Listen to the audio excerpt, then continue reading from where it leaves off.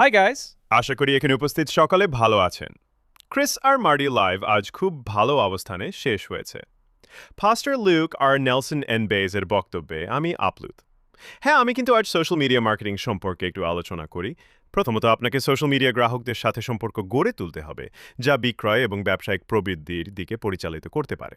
Social media আপনার ওয়েবসাইটে traffic গড়ে তুলতে পারে, রূপান্তর এবং বিক্রয়ের সুযোগ প্রদান করে। 3. সোশ্যাল মিডিয়া গ্রাহক পরিষেবার জন্য ব্যবহার করা যেতে পারে, যা ব্যবসাগুলিকে সরাসরি জিজ্ঞাসাবাদ এবং সমস্যা সমাধানের সুযোগ করে দেয়। 4. সোশ্যাল মিডিয়াতে লাইভ ভিডিও বা চ্যাট করা গ্রাহকদের সাথে আস্থা এবং বন্ধন তৈরি করতে সাহায্য করতে পারে। 5.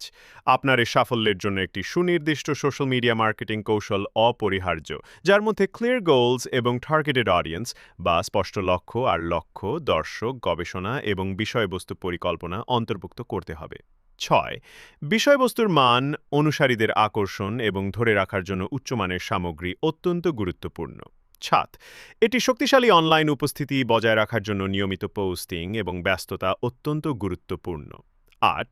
ব্যবসাগুলিকে এমন প্ল্যাটফর্ম বেছে নিতে হবে যা তাদের লক্ষ্য দর্শক এবং ব্যবসায়িক লক্ষ্যের সাথে সবচেয়ে উপযুক্ত। 9.